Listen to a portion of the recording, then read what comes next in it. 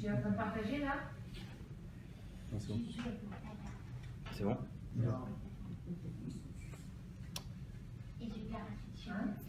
Top. D'accord, alors, donc avec votre autorisation, on va essayer de dire quelques divrei Torah.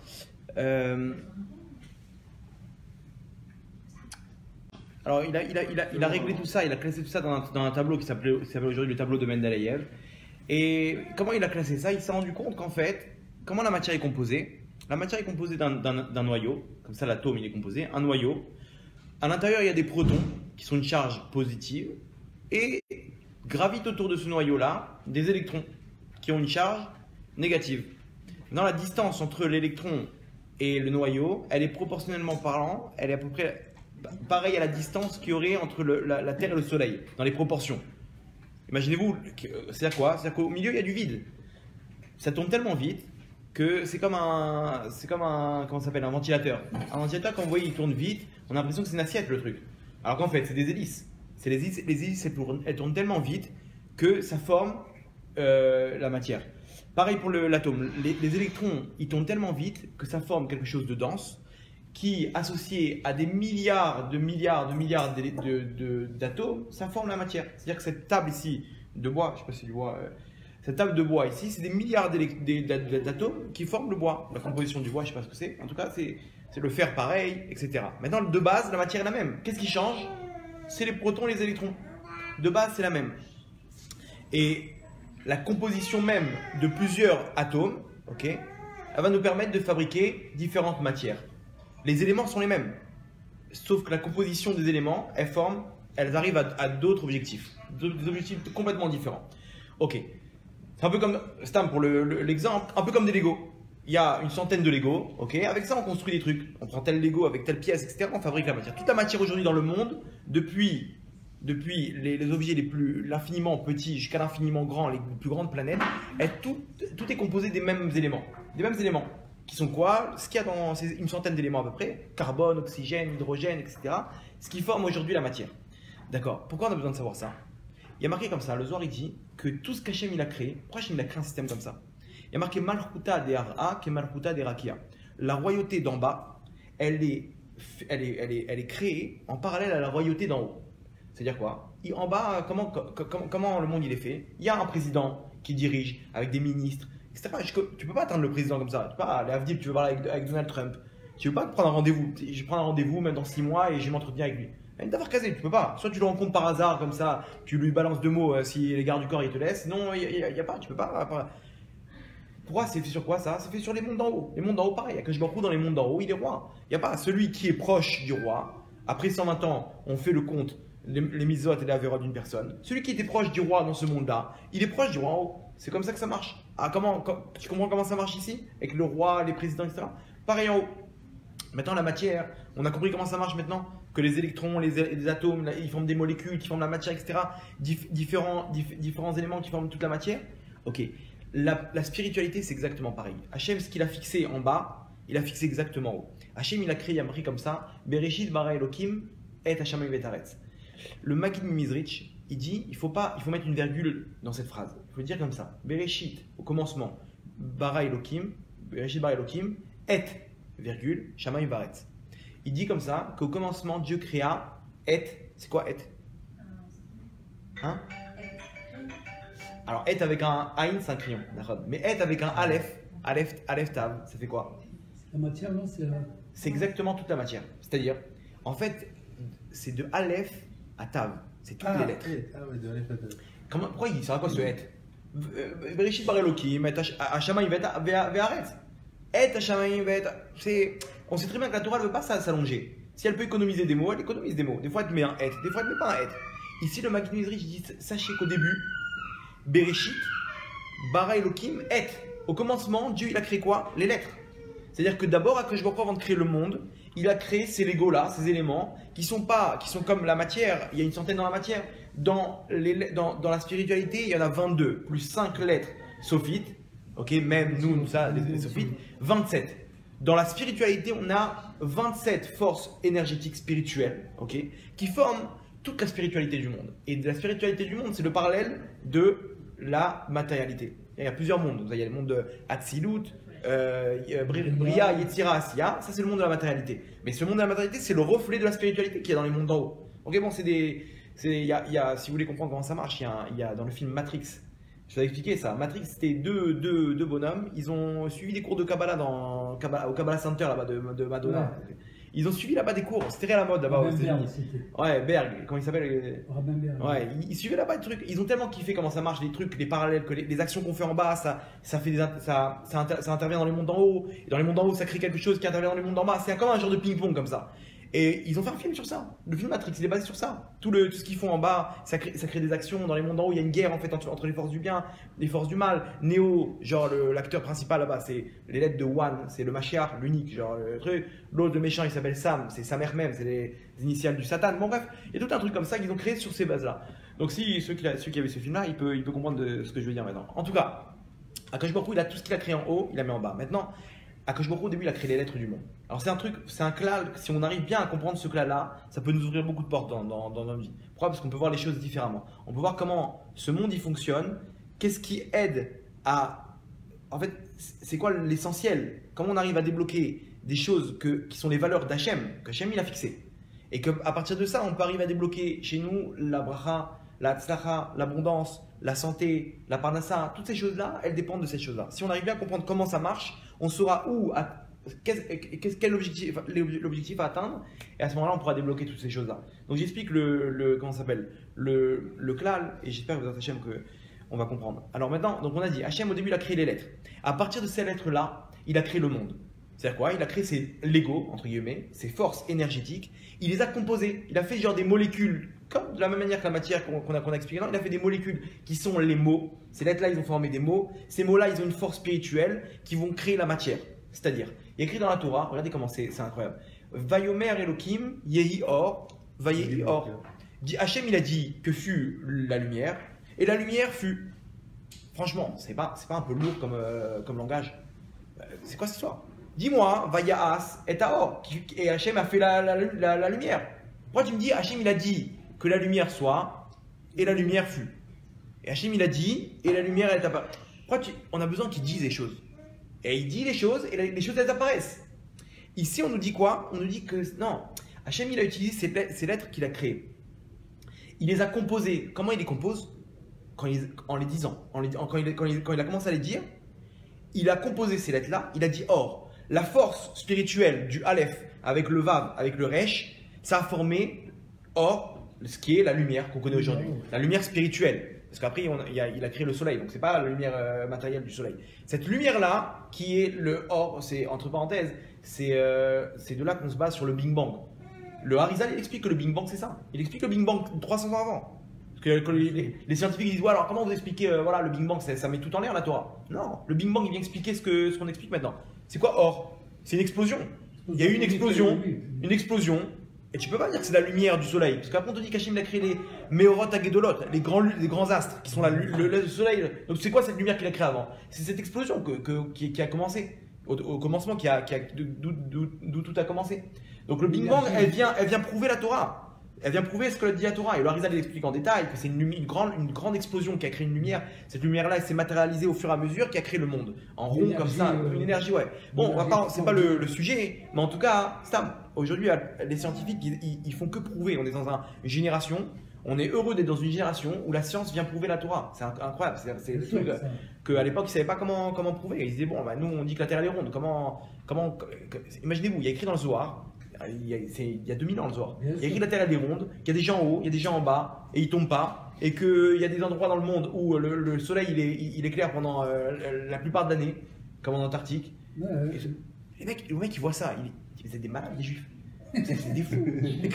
C'est vrai. Quoi, tu vas me dire que c'est rond, c'est-à-dire quoi? Celui qui est en bas, il tombe pas.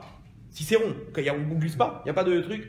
Qu'est-ce que tu as un rave, qu'est-ce que vous voulez qu'il leur dise à cette époque? Mais qu'est-ce que je dis? C'est écrit. Alors, il ne faut pas que ça mitraillage de ça, de dire bon, bah, comment dire, qu'est-ce que je dis? C'est comme ça, hein, on est main minime. Peut-être que c'est une image ou une parabole. Non, ici, la Terre, elle est ronde, point. Imaginez-vous, jusqu'à qu'il est arrivé l'autre, comment il s'appelle? Galilée, ouais. il a vu qu'elle était ronde, mais ils l'ont pas cru là-bas, ils voulaient le brûler. Bien sûr, l'Église, elle n'était pas d'accord. T'es pas d'accord, mais attends, mais tu rigoles quoi. Comment tu t'expliques? C'est impensable. La force de gravité, c'est une nouveauté. C'est incroyable. D'où tu sors ça? Si t'as pas maintenant un système qui t'attire en bas, bah le bonhomme il tombe. Et on est là, peut-être qu'on est en bas, en haut, je sais pas où. Imaginez-vous, le soir il dit ça il y a 2000 ans. Maintenant, les bonhommes à l'époque, c'est aujourd'hui, quand ils te prouvent tout ça, bon, la Torah elle dit, bon bah c'est. Quand à l'époque ils te disent que, il écrit Abraham, il écrit qu'on lui dit, tes enfants, ils seront comme la multitude d'étoiles. Attends, mais Hachem, tu souhaites que mes enfants soient une tribu de 6000 bonhommes? C'est tout? Parce que quand vous regardez les étoiles, vous êtes dans un désert, combien vous comptez? 6000, 5000, 10 000 on va dire dans le meilleur des cas. C'est tout. C'est quoi? Tu me souhaites que mes enfants ils soient une tribu de 10 000 bonhommes. Imaginez-vous, aujourd'hui, dans quel pays on a 10 000 bonhommes? C'est au moins, tu parles en 300, 600, 2 millions. Déjà, tu commences à me promettre quelque chose de bien. Là, tu me dis, sache que ta descendance, c'est une dizaine de milliers de bonhommes. C'est tout. Et attends, non, ça c'est bien sur les 4-5 générations, mais après, il faut plus, là, Hachem. Tu peux pas. Imaginez-vous. Et après, on te dit quoi? Et ils seront comme la poussière de la terre, le sable. Il y a une contradiction. Non, si tu sais que le nombre d'étoiles, c'est comme la poussière de la terre, c'est-à-dire comme le nombre des grains de sable, tu as compris que s'il y a des milliards d'étoiles, comme les grains de sable, bien sûr. Mais à l'époque, c'est impensable. Mais d'où tu sors des milliards d'étoiles? Il n'y a que, avec les télescopes les plus perfectionnés, ils voient qu'il y a des milliards d'étoiles. Vous comprenez? Donc ça, c'est la Torah, 3300 ans, écrit. Ils avaient déjà tout compris. Ils avaient déjà tout compris. Il y a aussi un autre exemple intéressant dans comment dire, on dit que dans Bereshit, au tout début, et on dit que ils se sont réunis les eaux, Vaterae Ayabasha, et la terre est apparue. De là, on déduit que quoi? Qu'il y avait une seule terre. Il n'y avait pas écrit Vaterae Vayiru Ayabashot. Il y a marqué que les eaux, ils se sont réunis, au tout début de Bereshit, ils se sont réunis dans un seul endroit, et la terre est apparue. Quoi? Il n'y avait qu'une terre. Maintenant, un mec, il voit ça, on parle de ça il y a 1000 ans. C'est une blague. Il y a au moins 5 continents. Tu rigoles quoi? On voit, il y a l'Afrique, l'Asie. On ne parle pas qu'ils ont connu encore les États-Unis et l'Amérique. L'Europe, il y a au moins 3 continents. Comment tu me dis qu'il n'y a qu'une terre? Bien, après, ils ont découvert l'Amérique, les machins. Jusqu'à qu'il est arrivé un qui s'appelle, je crois, Wagner, un Allemand. Il a dit non, il a vu que, en fait, comment ça s'appelle, l'Afrique et l'Amérique du Sud, ils s'emboîtaient comme un puzzle. Ouais. Lui, il est arrivé, il a pris là-bas des éléments en Afrique, à cet endroit-là, et au Brésil. Il a vu que c'était les mêmes éléments. Il a déduit que quoi? Que c'était la même terre. La Torah, 3300 ans avant, elle te dit que c'était une seule terre.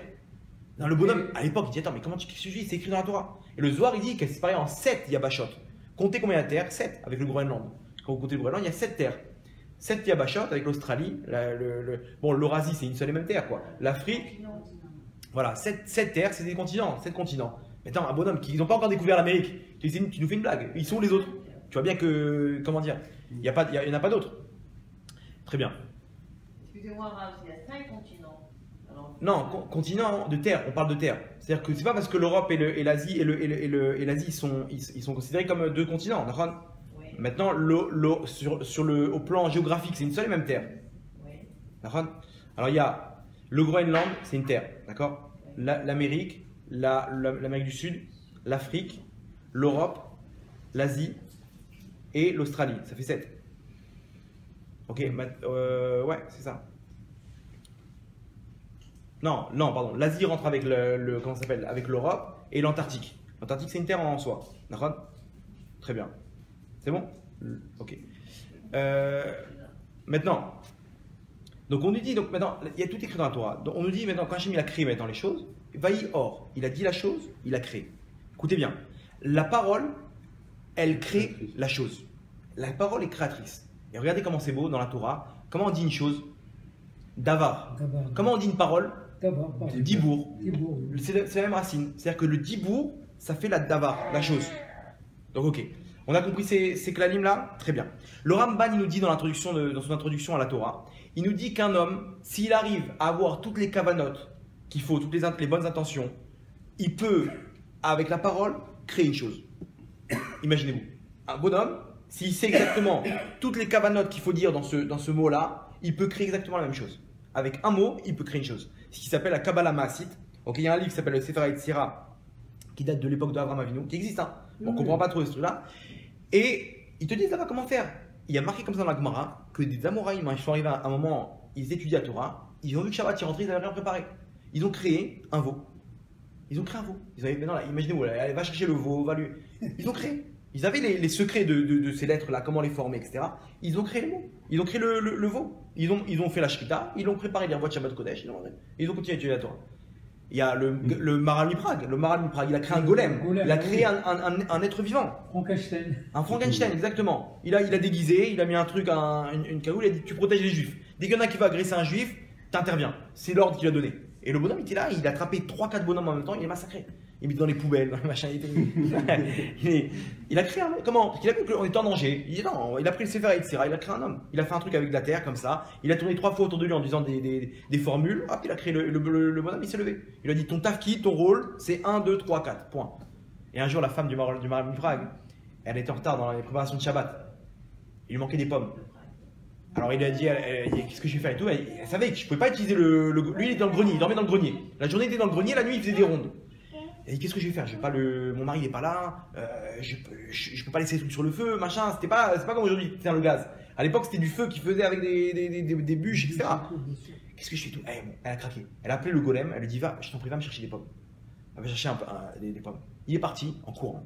Il a attrapé carrément le chariot de pommes. Il est revenu à la maison. Le mec, il court derrière lui, mais les pommes. Il a arraché l'étalage. Il dit non. Il va comprendre qu'il faut quelques pommes. Pour lui, des pommes, c'est jamais toutes les pommes. Il est arrivé avec l'étalage comme ça. C'est une vraie histoire. Bon, il voulait pas se faire griller, quoi. Il voulait pas se faire remarquer.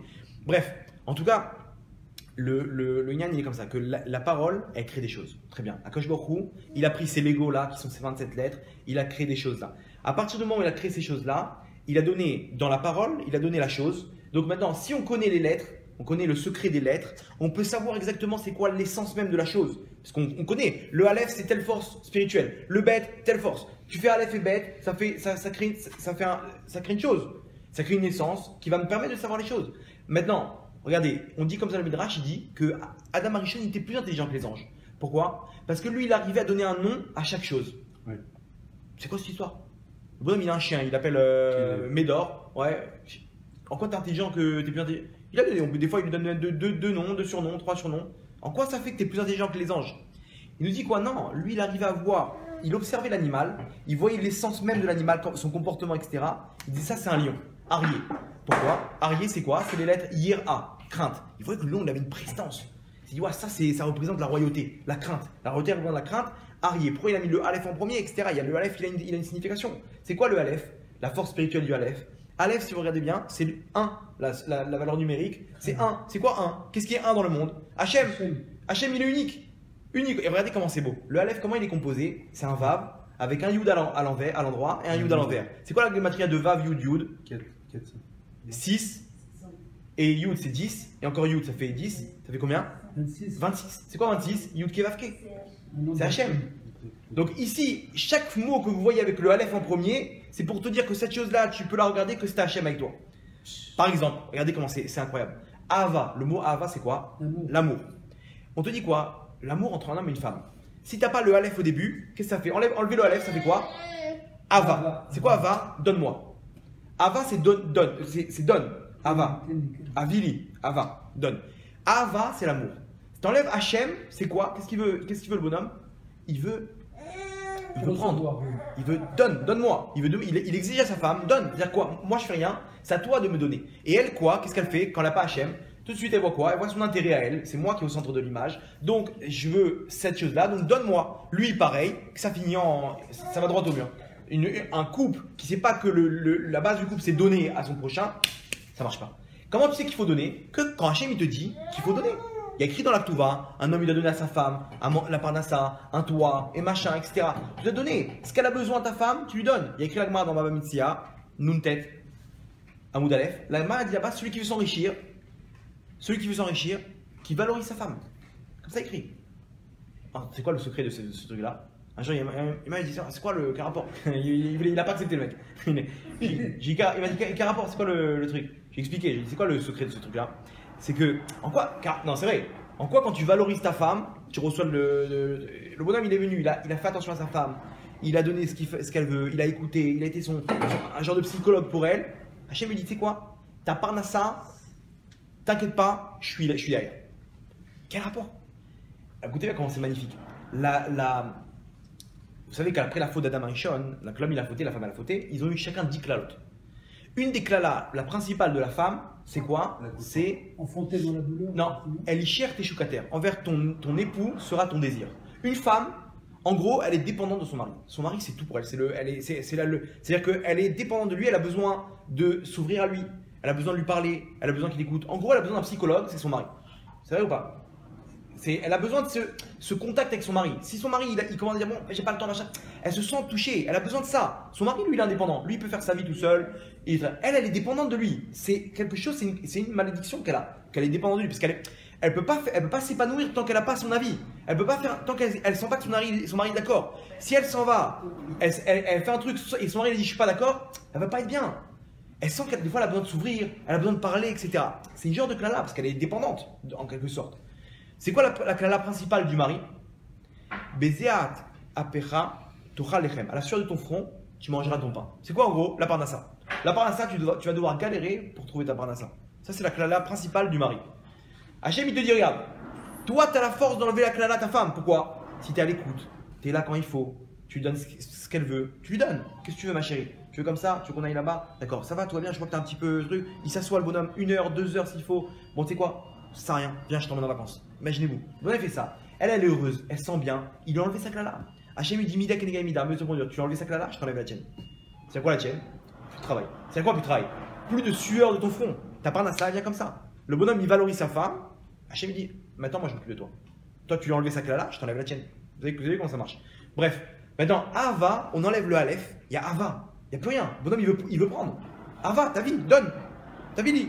Genre il dit à sa femme donne et elle lui dit donne, c'est toi qui donne. Et donc il finit c'est exactement ça. Et ça finit directement droit au mur. Pourquoi? Parce que tu peux pas réclamer, il faut que tu arrives. Le but du mariage, c'est de se sacrifier, d'être mévater. Très bien. Donc comment tu peux être mévater que si tu sais qu'Hachem il te dit t'inquiète pas, sois mévater, je suis là derrière, donne-lui ce qu'elle a besoin, donne-lui un toit, donne-lui une parnassa, donne-lui à manger, donne-lui truc, machin, amène à ce qu'elle veut. Je suis derrière toi. Si tu as le Aleph en premier, c'est bon. Regardez un autre mot où il y a le Aleph, émet. Émet, il y a le Aleph en premier. Enlever le Aleph, ça fait quoi? Met. Si tu n'as pas la vérité sans Hachem, la vérité avec Hachem, c'est la mort. Ça veut dire quoi? Le mec il va te dire non, mais c'est quoi moi, la Torah c'est gentil et tout, mais moi c'est pas ma vérité. Moi j'ai ma vérité à moi, j'ai mes klalim. Je dis ok, d'accord, c'est quoi tes klalim à toi? Il va me dire moi c'est pas voler, c'est pas mentir. D'accord, ok. C'est ta vérité? Ok. Moi c'est mes klalim, je vais jusqu'au bout avec ça. D'accord? Enbaya. Le bonhomme un jour il se retrouve dans une épreuve où il y a une grosse affaire. Non, s'il dit pas toute la vérité, il peut rafler le jackpot. Dis-lui exactement tous les détails. Attends 2 secondes là. Et il hésite, tac. Il a menti, il a volé. Ouais. Maintenant, tu vas dire, attends, 2 secondes, c'était valeur ça, qu'est-ce qui se passe maintenant? Oui, mais attends, non. Moi, mes valeurs, c'est de pas tuer. Voilà. C'est-à-dire, le bonhomme, il peut maintenant d'un coup, il décide, parce que quand ça l'arrange, de changer tout. Quand tu as Hachem, tu peux pas décider. La Torah, elle est là, tu peux pas faire un trou dans la Torah. Ça m'intéresse pas comme halakha, j'enlève. Non, elle est là, la Torah, elle est là. Tu vas voir un arabe, il te dit le truc, tu peux rien faire avec ça. Tu peux pas contourner. Ok? Donc, si t'as pas la vérité t'as pas le Aleph, Hachem avec toi dans la vérité, la vraie vérité. Et en plus, regardez comment c'est vrai ça. Un bonhomme, je me rappelle à l'époque, ils avaient vendu aux enchères pour un organisme la chaise où Obama il s'est assis lorsqu'il a rencontré Bibi Netanyahu.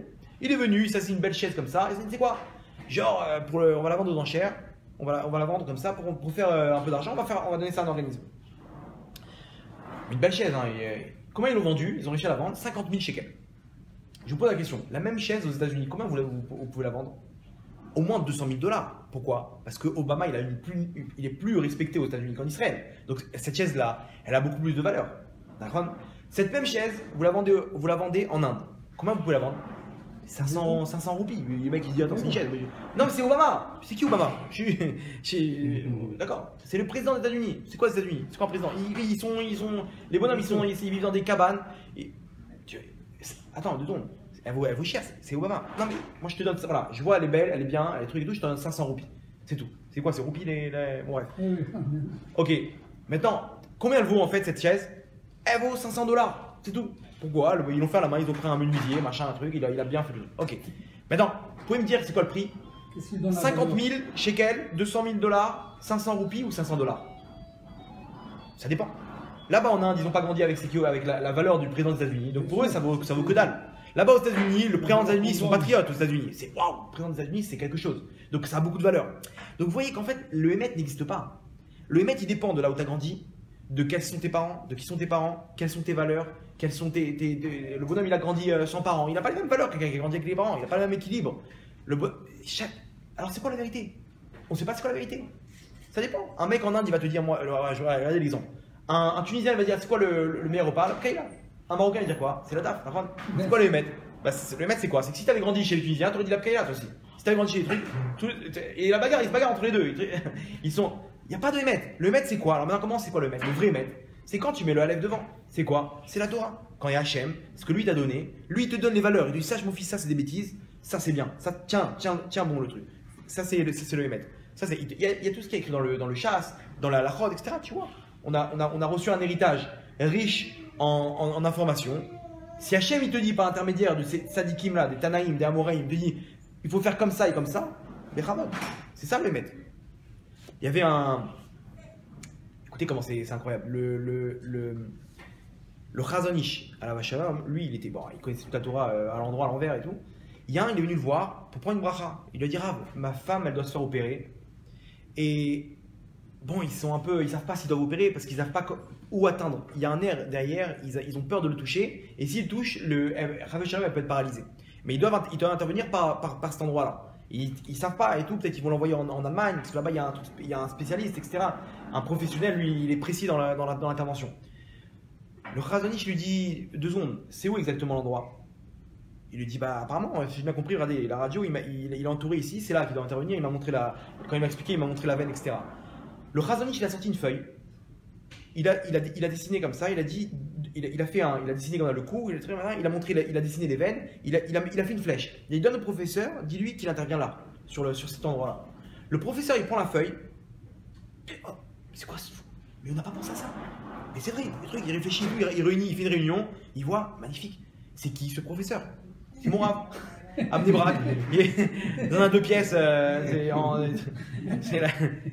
Mais il est parti le voir.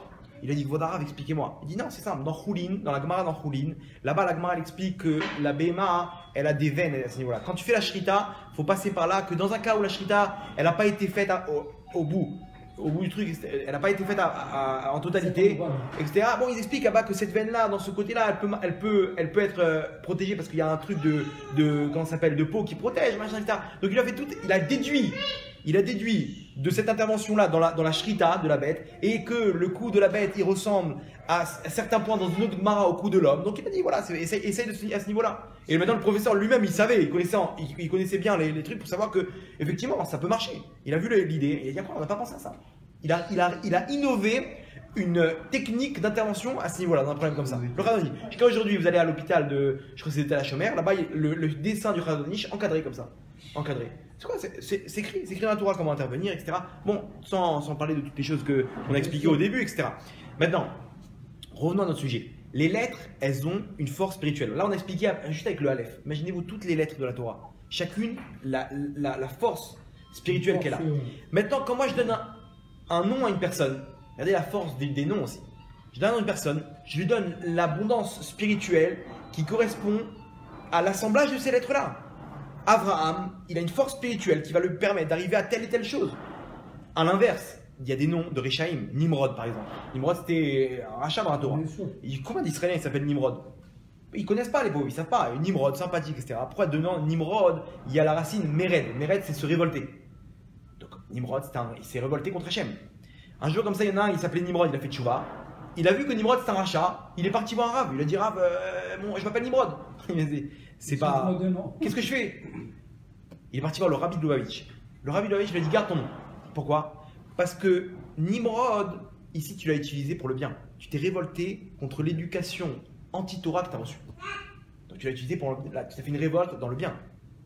Contre les forces du mal, tu t'es révolté. Donc il a dit garde, c'est pas grave. Ici justement, sans ce nom-là, peut-être que va savoir, tu n'aurais peut-être pas réussi à faire tchouva. Donc vous voyez que chaque nom, c'est pour ça que c'est pas bien de réduire le nom. Un bonhomme qui s'appelle Abraham, ça va l'appeler Avi. Pourquoi? Parce que tu as réduit les forces spirituelles qui étaient destinées à cette personne.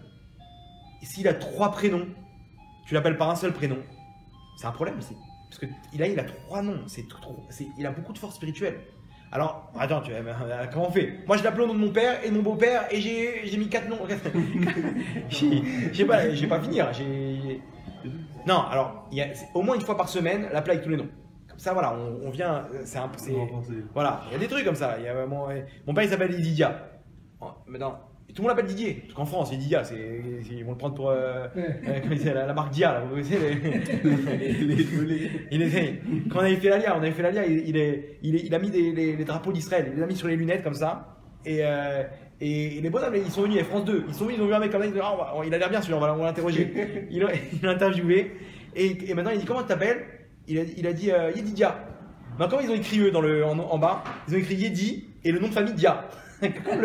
comme le rappeur là, je sais pas, il y avait un rappeur qui s'appelait Dia, là, la marque Dia. Là.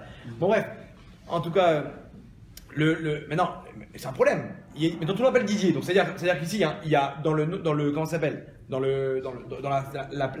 l'abondance spirituelle qu'on te donne de Yedidia, ok, qui est Yedid Hachem. Ya, c'est le nom d'Hachem, le bien-aimé de Dieu. Oui, voilà, Didier, je sais quoi, voilà, s'il regarde le cours, voilà, qui garde son nom Yedidia, comme ça, il sait que ça peut lui donner notre abondance. Yedidia, c'est Yedid Hachem, c'est le bien-aimé d'Hachem.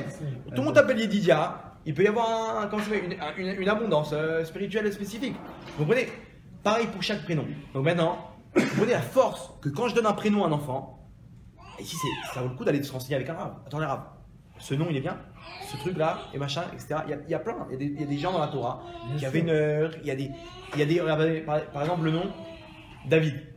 David, c'est Dalet, Vav, Dalet. C'est-à-dire Dalet, Vav, ça vient additionner. Donc Dalet avec Dalet. Ça vient. Donc ici, on a 2 Dalet. C'est quoi les 2 Dalet? Le Dalet, c'est quoi la racine? Dal. Dal, c'est pauvre. Pauvre. C'est-à-dire que c'est pas bon. Hein. Maintenant, Dalet, c'est quoi aussi? Dli. C'est quoi Dli? C'est un seau. Un seau. David Amelech dit Aromimcha qui dit litani. Je vais te louer car tu m'as élevé. Le seau, pourquoi on appelle ça un Dli? Parce qu'on l'élève. Quand on a puisé l'eau, on le tire comme ça, on élève on appelle ça un dli. Les dalotes, je sais pas comment, c'est quoi le verbe de ce mot-là, ça vient élever. Donc ici on a dalet, ça vient, la racine c'est appauvrir et élever. C'est-à-dire quoi? David, celui qui a David, il a doublement ça. Il a dalet et dalet, c'est-à-dire quoi? Ou s'il fait les mitzvot, il est élevé, ou s'il fait la garotte, il est appauvri. C'est-à-dire qu'ici, vous n'allez jamais voir un David qui est dans la moyenne. Ou il est en haut, ou il est en bas. Tout le temps. Regardez David Amelech. Il était tout en bas, considéré comme un mamzer. Officiellement, c'est un mamzer. Il est passé de mamzer à roi d'Israël. Attends, mais fait des étapes là. Entre temps, il y a des étapes. Non. Directement. C'est pourquoi? Parce qu'entre temps, il a fait ce qu'il devait faire. Il a réussi. Hachem a dit maintenant, tu vas passer roi d'Israël. Et après, toute sa vie, c'était comme ça. Il s'est fait poursuivre. Et après, on passe le bonjour à mon père. Il nous commente en même temps. Bref, maintenant, il y a des étapes entre temps. D'accord? Viens, laisse-le monter les échelons. Non, tout de suite, il est passé de tout en bas à tout en haut. Très bien. Regardez la suite. Maintenant, il est roi d'Israël. Qu'est-ce qui se passe? Pendant 7 ans, il s'est fait poursuivre par Shaoul Amelech. Attends, mais tu me donnes roi d'Israël. Shaoul, qui était lui-même le roi, il n'a pas laissé la place.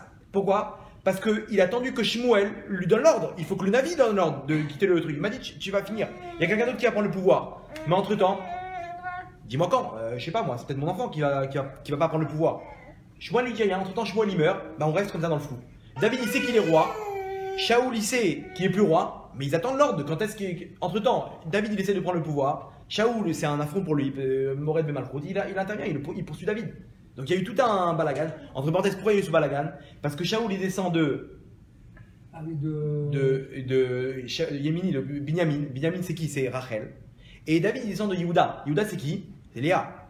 Léa et Rachel, rappelez-vous l'histoire. Yaakov, il a pris d'abord, il a Rachel, maintenant il y a eu l'histoire où Léa a pris la place. Il a dit maintenant, là-bas, j'ai travaillé encore 7 ans pour ta deuxième fille Rachel. Il voulait Rachel de base, lui, il s'est fait arnaquer. 7 ans, Léa, elle a pris la place de Rachel. Maintenant, pour réparer, pendant 7 ans, les descendants de Rachel, ils vont prendre la place des descendants de Léa, qui est David Amelech. Pendant 7 ans, Bidiouk, il a poursuivi David Amelech. Alors qu'il était roi, David. Il était considéré comme roi. Pendant 7 ans, il a fait la réparation de son arrière-grand-mère. Imaginez-vous comment chaque chose. Il a fini les 7 ans, boule, Bidiouk, tac, c'est bon. Maintenant, tu deviens roi. Shaoul, il est mort et il a pris. C'était au millimètre près. Mais comment chaque chose dans ce monde, elle est pas hasard. Bon, revenons à notre sujet. Vous avez vu maintenant comment les lettres, elles sont importantes. Le bonhomme, il peut, rien qu'à la parole, il peut créer une chose. Rien qu'avec la parole, il peut faire vivre une chose. Il peut donner une abondance spirituelle à la chose et à plus forte raison matérielle. De la même manière maintenant que, regardez maintenant, quand, comme une molécule, tu inverses les lettres, tu inverses les atomes à l'intérieur, ça fait quelque chose d'autre. Bien sûr. Il y a une formule spéciale à respecter. Par exemple, O2. L'O2, c'est quoi? C'est l'oxygène. Vous savez que quand il y a des orages, à quoi ça sert les orages? Les éclairs dans le monde. Vous savez qu'il y a 2000 éclairs par seconde dans le monde. Chaque seconde, il y a 2000 éclairs en même temps dans tout le globe. À quoi ça sert les éclairs? Vous savez c'est quoi un éclair? Il vient casser les molécules d'oxygène et former des molécules de O3. C'est quoi l'O3? La couche d'ozone. Sans ces éclairs-là, il n'y a pas de couche d'ozone qui est formée. Et météorites et compagnie, tout ce qui est. Pas de filtrage comment ça s'appelle? Des rayons UV, etc. Donc, incroyable. Maintenant, 2 secondes. O2 et O3, c'est pas pareil? Non. L'O2, c'est l'oxygène. O3, c'est plus dense. C'est beaucoup plus opaque. Tu peux pas respirer. C'est ce qui protège imaginez-vous. Donc, pareil, les lettres. Les lettres, tu mets des lettres aucun rapport, ça va tout mettre en l'air. Néga. Regardez, le mot néga, c'est quoi? Néga tsarat, c'est la lèpre. Ouais, néga. Vous changez les lettres, ça fait quoi? Oneg. Oneg, c'est quoi? Le kiff. On passe de la lèpre aux deux extrémités. Vous avez vu les mêmes lettres, tu les changes d'endroit, elles te font deux choses extrêmes. Pareil, c'est quoi l'hydrogène? C'est inflammable. L'oxygène, c'est inflammable. Vous réunissez les deux, ça fait quoi? H2O, ça fait de l'eau, ça éteint le feu. Deux choses inflammables, quand vous les réunissez, ça fait quelque chose qui éteint le feu, qui empêche le feu de se développer. Donc vous avez vu comment c'est exactement le même parallèle. D'accord. Quand on a compris ça, on va comprendre maintenant comment ça marche. À Kadosh Baruch Hu, il y a marqué qu'avant de créer le monde, 974 générations avant, il a créé la Torah. Et dans le Zohar, il y a écrit qu'Akadosh Baruch Hu, il a regardé dans la Torah et il a créé le monde. C'est-à-dire que la Torah, c'est exactement le plan, comme un architecte, un kabbalan, qui va créer son bâtiment, il ne va pas bouger du plan. Le plan que l'ingénieur il a créé, okay, il sait que maintenant il faut mettre une poutre. Il sait que tu dois mettre la poutre. Pourquoi? Je peux pas attendre, c'est raval, là, ça me gêne le truc, là, j'ai envie de l'écran télévisé. Non, ici tu es obligé de mettre cette poutre, ici. Pourquoi? Parce que ça tient l'étage au-dessus. C'est important par rapport à la structure du bâtiment. Donc ici, Hachem, il a exactement créé chaque chose selon le plan qu'il a Torah. Il a regardé dans la Torah et il a créé le monde. Tout ce qui existe dans le monde, à partir de la Torah, quoi. Quel rapport? C'est-à-dire, vous allez me dire que dans la Torah, à partir de la Torah, je peux créer tout ce qu'il y a dans le monde. Des choses, quoi, un exemple, les grottes de Klamouze. Le bonhomme, un patelin dans le sud de la France, dans la Torah, c'est écrit. Ah bon? Ah oui, parce que si on a dit que la Torah, c'est Hachem, il a regardé dans la Torah et il a créé le monde, c'est-à-dire que tout, de la dernière étoile au fin fond de l'univers, jusqu'au plus petit patelin, à l'infiniment petit dans ce monde-là, jusqu'à l'atome. Très bien. Maintenant, il y a une question qui se pose. 2 secondes. Akadosh Baruch Hu, il a créé la Torah. Il a créé la Torah avant. À partir de ça, donc maintenant, lui, il a appliqué que ce qui. C'est-à-dire, aujourd'hui, on a un bras, on a un bras parce qu'on doit mettre des téphilines. Vous avez compris? C'est pas, on n'a pas des téphilines parce qu'il y a un bras et il faut. Non. Il y avait des téphilines dans la Torah, donc on a dû créer un bras pour pouvoir les poser. Vous comprenez? Il y a tout bon. Bref, on va pas rentrer dans ce sujet-là, mais en tout cas, Hachem, il a créé le monde à partir de la Torah. Comment? Par rapport à ce qu'il disait de la Torah, il a créé tout le monde s'est créé. La Torah, c'est la formule chimique, spirituelle du monde. Comme Coca-Cola, vous voyez, Coca-Cola, il y a une formule. Vous savez qu'il y a 3 personnes qui connaissent cette formule de Coca-Cola. Il y a 2 personnes chez Coca-Cola et le Rav Lando de Bnei Brak. C'est ça? C'est la formule la plus secrète. Pourquoi ils sont venus le voir, ils ont dit le Rav Lando, la Ashgara Lando, c'est la plus forte. Lui, c'est un samouraï. Lui, il a se passer. Ils ont dit bon, il nous faut le meilleur. Ils ont renseigné. Ils ont dit le meilleur, c'est Rav Lando. Ils sont partis le voir. Ils ont dit Rav, on a besoin d'Ashgara. Il dit ok, je vais voir la formule. Non. Je rigolais, ça vaut des milliards. Demain, tant pis, allez voir quelqu'un d'autre. Bien sûr. Bon, d'accord, vous dites à personne? Et d'accord, je dis à personne. Ils lui ont montré la formule. Il a dit, ok, cacher la main. Il a donné son tampon. Vous voyez, regardez dans les coca, il y a la Ashgara Lando. C'est la meilleure Ashgara. Oui. Vous allez voir, la viande, elle coûte 150 shekels le kilo. Pourquoi? Parce qu'il n'y a pas de viande. Sur 200 vaches, il y en a 10 qui sont cachées pour lui. C'est un samouraï. Il y a une erreur, bon, on laisse tomber, on passe à l'autre. Il est très marmire. Bon, bref. Maintenant, la formule de Coca-Cola, tu vois le truc. La formule du monde, c'est quoi? La Torah. Hachem, il a créé 974 générations. Je pose une question. Il est au libre arbitre alors. C'est-à-dire tout est écrit, il est au libre arbitre.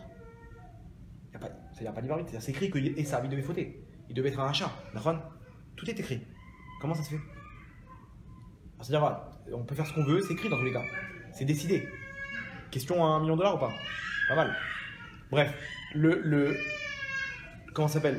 Le Baal Shem Tov, il explique comme ça. Non, mais mieux que ça, c'est qu'en fait, quand Moshe Rabbeinu qui a écrit la Torah, lui, il a écrit qu'il est mort, il a écrit la suite. C'est-à-dire, s'il a écrit la suite, la Gemara dit, c'est où il y a une marque locale, ou c'est lui qui a écrit la suite, ou c'est Yoshua qui a écrit la suite, ou les lettres elles sont écrites d'elles-mêmes par rapport à la suite de l'histoire. Ok. Maintenant, lui, quand il a écrit la Torah, il a écrit tout ce truc-là. Dans la Gemara, il dit qu'il a écrit la suite, il a écrit qu'il allait mourir, etc. en pleurant. Il a écrit ça, avec des pleurs. Maintenant, le Inyan, il est comme ça. Le Baal Shem Tov, il dit quoi? Il dit que les lettres de la Torah, elles existent depuis 974 générations avant la création du monde. Ce que tu peux faire avec ces lettres-là, ok, tu vas arriver au même objectif, qui est quoi? Le plan d'Hachem, la volonté d'Hachem, qu'Hachem il veut te transmettre par l'intermédiaire de cette Torah. Maintenant, l'histoire elle-même, comment je vais te transmettre, c'est entre tes mains. C'est-à-dire quoi? Si maintenant, Esav il avait fait tchouva, il y aurait écrit dans la Torah que Esav il a fait tchouva, et on serait arrivé au même objectif que la Torah avait besoin d'arriver, qu'Hachem il voulait nous faire arriver. Vous comprenez? C'est-à-dire quoi? C'est-à-dire maintenant, cette formule-là, elle est la même. Comment je vais la créer? Le nombre de pièces de Lego, il est le même. Maintenant, selon l'histoire, je vais créer comment ça s'appelle? Je vais créer les Lego. Je vais créer la Torah. C'est-à-dire quoi? Que tu choisisses gauche ou droite, on va retomber sur nos pieds à la fin. On va arriver à ce qu'Hachem il a voulu.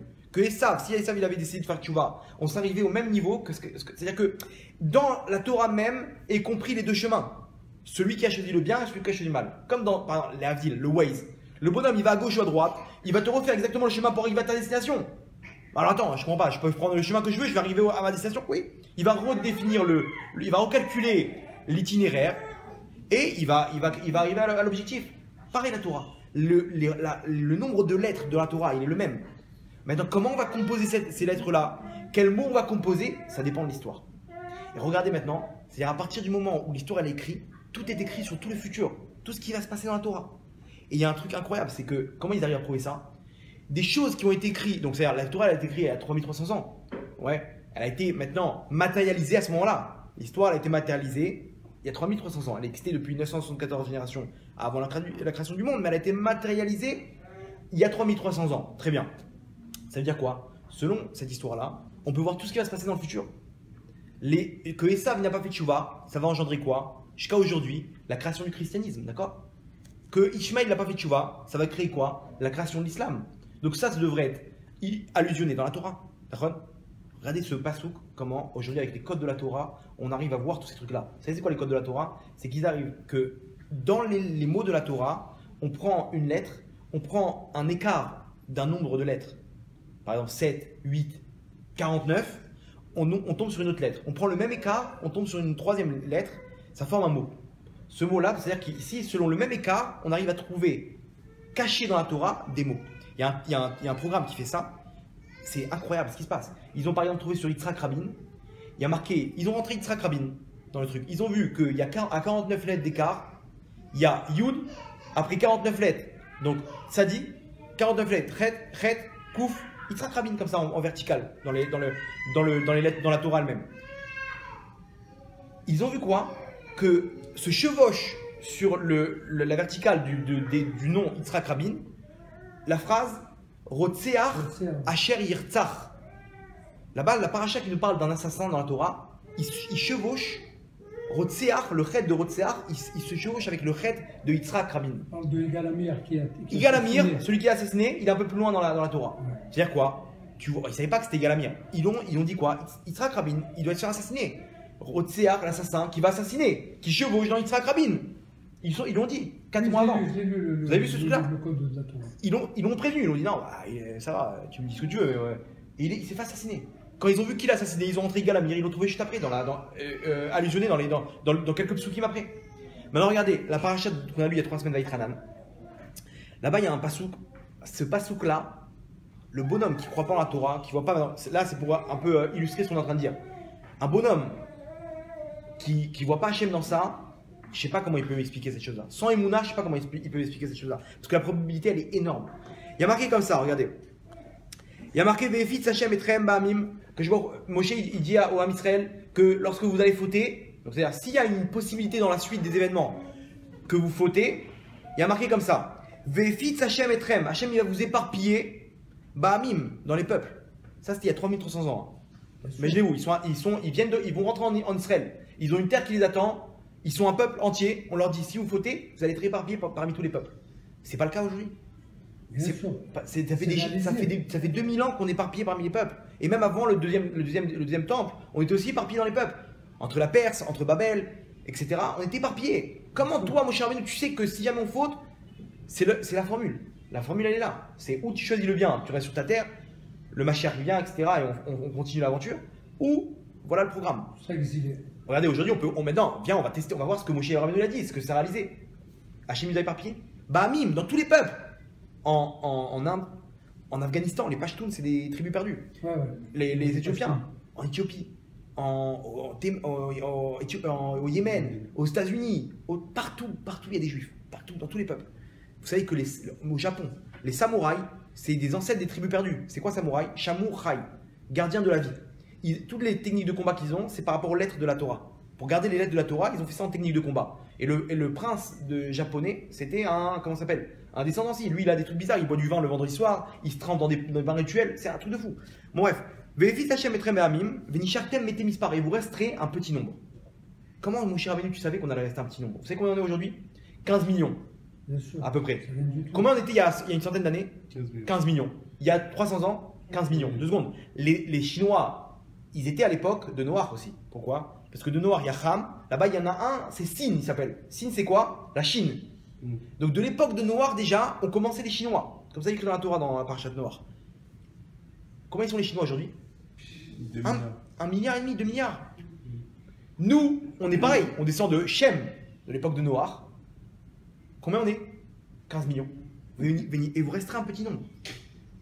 Chaque génération, on est le même nombre. 15 millions, il y a une centaine d'années. 15 millions, etc.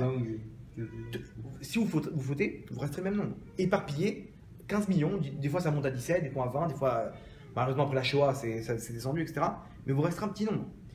Bagoïm, entre les peuples. Hachem etrem shama. Hachem va vous diriger là-bas. Regardez la suite. Vavadtem sham elokim maase yedei adam. Et là-bas, vous servirez des dieux étrangers de la création de l'homme. Et vaeven, de bois et de pierre. C'est quoi des dieux de bois et de pierre? Un dieu de bois, c'est qui? Qui c'est qui utilise comme symbole le bois? C'est les chrétiens. Les chrétiens, la croix, Bien sûr. C'est quoi la pierre? La Kaaba là-bas. Akaba là-bas, le truc. Oui. La pierre des musulmans. En Arabie Saoudite, à la Mecque. Là-bas, ils tournent là-bas. Tout le temps, il y a des émeutes, il y a 300 morts là-bas. En tout cas, Asher lo yirun velo ishmeun, qui vont pas entendre, qui vont pas voir, qui vont pas entendre, velo yuchlun velo yerichun, bon bref. Ou bikashtem misham et Hashem elokechem. Et là-bas, c'est-à-dire que là-bas, vous êtes intégrés parmi les musulmans, parmi les chrétiens. Etz vaeven. Regardez, on était où? On n'était pas chez les hindous. Vous connaissez des juifs chez les hindous? Il n'y a pas beaucoup. On était où? Ou en Europe, chez les chrétiens. Ou en Afrique du Nord, chez les Arabes. Bien sûr. C'est incroyable, il y a 3300 ans. Mais comment tu sais? Déjà, explique-moi. D'où tu sais qu'il y aura des dieux de bois et de pierre? Ok, machin. Et là-bas, on demandera Hachem, on va faire tchouva, on va revenir dans notre terre, etc. Regardez bien. Maintenant, venez, on prend on fait les codes de la Torah.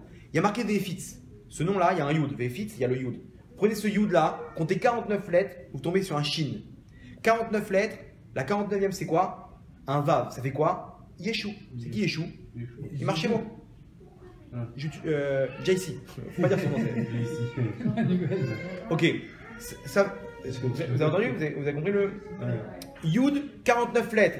Dans Ve'efitz, vous prenez le mot Ve'efitz, vous prenez le Yud. 49 lettres, la 49e c'est un Shin. 49e lettre, on arrive dans Yishmeun, le Vav de Yishmeun, donc ça fait Yeshua. Dans le même mot, Yishmeun, ok, vous prenez le même, Yishmeun, le même. Vous repartez en arrière maintenant, 49 lettres en arrière. Vous tombez sur quoi?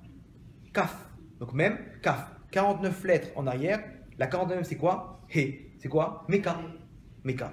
On a Yeshu, Meka. Dans les lettres, dans le pasouk. Incroyable. C'est-à-dire quoi? Dans la Torah, tout écrit. Tout ce qui est écrit dans la Torah, tout le futur. C'est-à-dire qu'ici, on a vu, malheureusement, on a fauté. Le Beth Amikdash, il a été détruit, etc. on a été éparpillés, ça s'est réalisé. Donc ici, à partir du moment, imaginez-vous pour nous, qu'est-ce que ça inclut ça? C'est que si maintenant demain j'ai besoin d'un truc, je demande à un rave, le psak, la halakha, il va voir dans la Torah où je dois aller. À partir de ce moment-là, il va créer à partir de la Torah une dimension où c'est là-bas que j'aurai la tzlacha. Stam, des fois on ne sait pas quoi faire. Rav, je choisis ce travail-là ou ce travail-là. Alors il va réfléchir, qu'est-ce qu'il y a là-bas? 1, 2, 3, 4. Là-bas, 1, 2, 3, 4, va à droite. Maintenant, quand il a tranché la Torah, c'est-à-dire que dans la Torah, c'est là-bas que j'aurai la tzlacha. Puisque maintenant la Torah, elle s'applique selon, c'est une formule. Maintenant dans la formule, j'ai jonglé avec ce qu'il faut. C'est le psak de la halakha. J'ai exactement ce qu'il faut. L'histoire connue avec le Rav Ovadia Yosef. Tout le monde connaît cette histoire. Le Rav Ovadia Yosef, il faisait des psaks de halakha par rapport au Agunot. Au Agunot, c'est une femme qui a perdu son mari. Elle ne sait pas si son mari a été kidnappé en guerre ou s'il est mort. C'est quoi l'incidence? S'il est mort, elle peut se remarier. S'il est perdu son mari, elle ne peut pas se remarier. Elle n'est pas divorcée. Le Rav, par rapport aux éléments de la Torah, il tranchait. C'est bon, tel et tel témoignage, c'est-à-dire que ton mari il est mort. Il écrit comme ça dans la Gemara, dans Yibamot là-dessus. Et il tranchait comme ça. Jusqu'à qu'il y ait une journaliste, elle s'est dit attends 2 secondes, c'est une blague. Comment de la Torah t'arrives à me dire si son mari il est mort ou s'il est kidnappé? Des fois il arrivait, il disait je peux pas trancher. J'ai pas ces éléments, je peux pas te dire s'il est mort. Selon la Torah, il est pas mort ton mari. Bon, c'est une blague. Lui il a tranché sur la Torah. Elle dit je vais lui faire une blague, je vais lui faire un coup, je vais faire le scoop du siècle. Vous connaissez, elle est connue cette histoire. J'avais déjà raconté je crois en plus. Elle dit, elle se déguise en femme triste comme ça, almana, machin, etc. Elle dit mon mari il est mort, il était en telle unité, etc. Ouais. Et il lui dit donne-moi les témoignages. Elle lui ramène des bonhommes qui témoignent, etc. Voilà, moi j'étais avec lui, j'ai vu, il avait du sang partout, il était comme ça, il truc. Non, il me manque des éléments. Je peux pas trancher. Il truc, machin, je peux pas, je suis désolé. Il n'arrive pas à trancher. Bon, elle dit bon, il est bizarre. D'un coup, il n'arrive pas à trancher. Elle dit bon, qu'est-ce qui vous manque grave? Il me faut des témoignages encore. Elle lui ramène un autre mec, il dit lui témoigne lui comme ça et comme ça. Comme ça, il va se calmer. Et le mec, il témoigne. Rav comme ça et comme ça, un mec, genre un soldat, genre. Et le Rav il dit bon, ça sent pas bon cette histoire et tout, mais selon les éléments, t'es sûr que tu dis la vérité, t'es sûr que t'as vu ce qu'il faut. Et donc, le Rav il arrive, il dit bon, il le fait jurer, machin, etc. Il a vu que le mec il a juré, bon, qu'est-ce que tu veux, il a tranché. Il a écrit le psak, il a tranché. Donc selon les éléments que tu m'as donnés, ton mari est mort. Et tu peux te remarier. Il a mis son tampon. Son mari, il attendait en bas, dans la voiture. Au moment où il a tapé sur le tampon, quand elle est descendue, elle a trouvé son mari mort. Arrêt cardiaque. C'est-à-dire que j'ai tranché la halakha maintenant que ton mari il est mort, c'est fini. La nature elle doit s'appliquer. Selon parce que puisqu'Hachem il a regardé, il a tout calqué le monde sur la Torah. Donc si maintenant, selon la Torah, on a tranché que ton mari il est mort, selon la nature. Donc si maintenant le Rav il a tranché bracha v'atzlacha, ben maintenant tu auras la bracha et la tzlacha dans la suite de tes éléments. Vous imaginez l'incidence que ça a? C'est-à-dire qu'ici on explique de façon logique, voire scientifique, qu'ici il y a une formule. Si tu arrives à avoir une personne qui connaît cette formule-là, un genre de scientifique de la Torah qui est le Rav, il te dit, tu lui donnes les éléments. De toute façon, il y a Rav et Rav. Aujourd'hui malheureusement, c'est pas la barbe qui fait le Rav. Vous avez compris que c'est selon le... Bon bref. Le Rav, c'est quelqu'un qui sait, il a fini le chasse, il a fini le truc, c'est pas parce qu'il a aujourd'hui il y a des faux mékoubalim, etc. Truc, le bonhomme il vient, il boule de cristal, il te dit c'est pas ça Rav. Rav c'est quoi? T'as fini le chasse, t'as fini le truc, tu connais la Torah? Ok, pose-lui 2-3 questions sur un truc, vous allez voir. Non, moi je suis pas trop à la fin, moi je suis plus les mondes d'en haut. Laisse tomber, tu vas pas trancher ce qu'il faut. Un Rav, c'est un Rav. Le Rav Yosef, la Vachalom, c'était waouh. Oui, il tranchait la halakha tout de suite. C'est tout, bien sûr. Directement, il voyait la Torah directement, il scannait ton truc dans la Torah, il tranchait la halakha. C'était direct. Maintenant, regardez comment ça marche. À partir du moment où j'arrive à contrôler la Torah, ben comme on a dit que tout vient de la Torah, par rapport aux lettres, tout a été formé sur la Torah, si j'arrive à transformer à l'intérieur de la Torah par rapport à un psak d'un Rav, j'ai changé la nature. Maintenant, regardez mieux que ça. Il y a marqué Amechadesh betuvo bechol yom tamid maaseh bereshit. Akadosh Baruch Hu, il renouvelle chaque jour la création. À l'époque, ils auraient eu cette phrase, ils auraient dit comment tu veux qu'Hachem, ce monde-là qui a été créé, à chaque instant, il le renouvelle. C'est impossible. Aujourd'hui, regardez comment c'est incroyable. Parce que selon la science, l'atome, on a dit que l'électron il tourne autour de l'atome, à une vitesse terrible. Si maintenant, un instant, l'électron il s'arrête de tourner autour de l'atome, il y a du vide entre les deux. La matière, donc, elle se rétrécit. Et les scientifiques ils disent que tout ce monde-là, si tous les électrons ils s'arrêtent de tourner, le vide qu'il y a, ok, on pourrait mettre toute la matière, c'est-à-dire en fait que les électrons et les noyaux, dans une balle de tennis.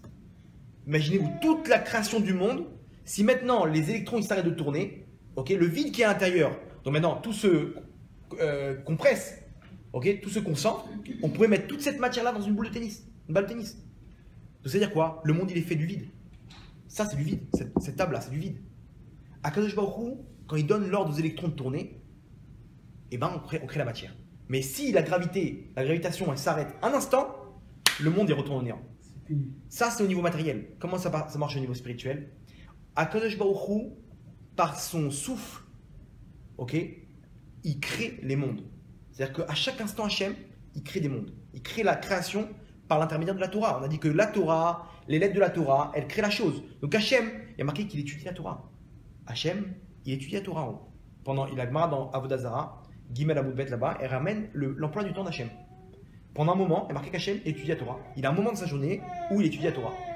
Donc quand il étudie la Torah Hachem, ben, les mots qu'il donne, ça vient donner l'énergie spirituelle à tous les mondes. Ok.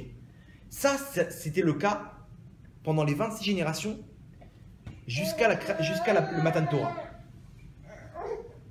Matan Torah, 26 générations, Hachem il a dit Alaï, c'est moi qui donne l'énergie. À partir du moment où je donne la Torah, c'est entre vos mains. À partir du moment où la Torah j'ai donné, il y a marqué comme ça, Akadosh Baruch Hu il a pris la montagne, il a mis au-dessus des Bnei Israël. Il leur a dit soit vous recevez la Torah, c'est bon, sinon je vous enterre. Pourquoi?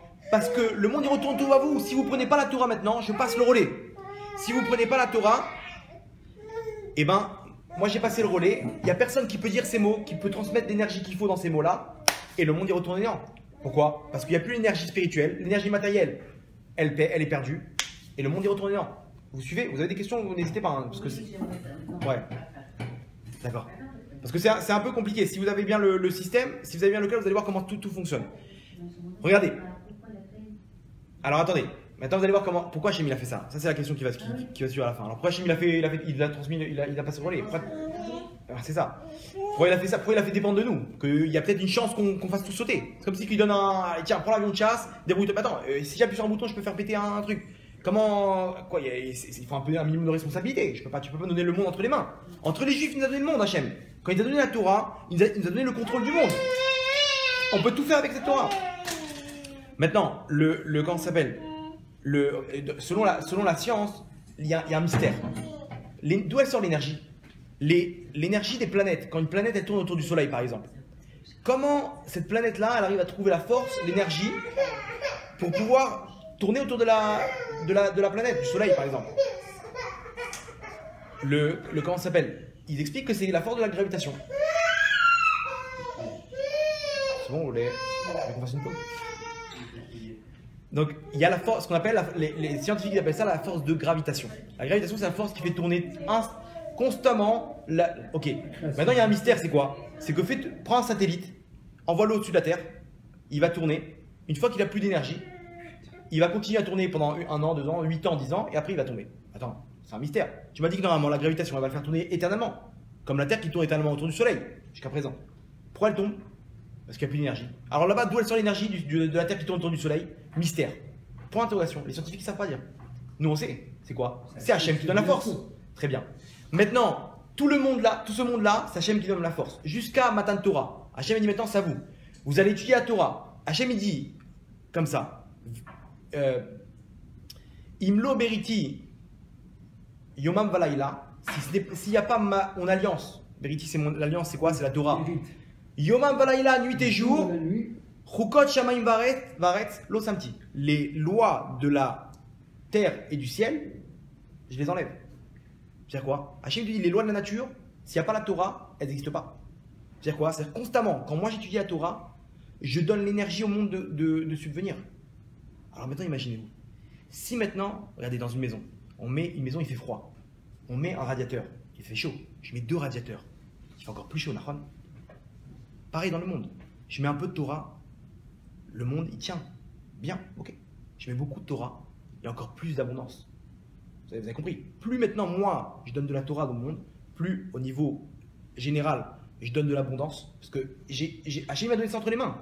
Maintenant moi, par l'intermédiaire de ces lettres-là, lorsque j'illumine les lettres qui sont à l'intérieur de la Torah par ma bouche, J'ai donné la force spirituelle à ces lettres-là. Donc elles interviennent, elles font tenir le monde. Quel monde? Le monde au niveau du Ham Israël. Mon monde personnel, au niveau de ma parnassa, au niveau de ma santé, au niveau de mon shalom bayit, au niveau de tous les domaines. Quelqu'un qui étudie la Torah, ici, il tient le monde. Mais pas n'importe quel monde. Son monde à lui. Aujourd'hui, quand il y a des catastrophes en Israël, c'est qu'il y a un manque de Torah. Comme ça, il est écrit dans la chasse. Quand il y a un séisme en Iran, c'est que nous, on n'a pas assez étudié la Torah. Il n'y a pas assez de Torah. Puisque maintenant, la nature, elle a mal fonctionné. Quand il y a un tsunami en Thaïlande, c'est à cause de nous.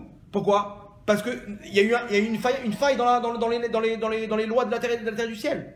Donc s'il y a une faille dans les lois, ça veut dire qu'il y a une faille dans la turbine qui fait tourner le monde, qui est quoi? Qui est la Torah, c'est ce qu'on a expliqué.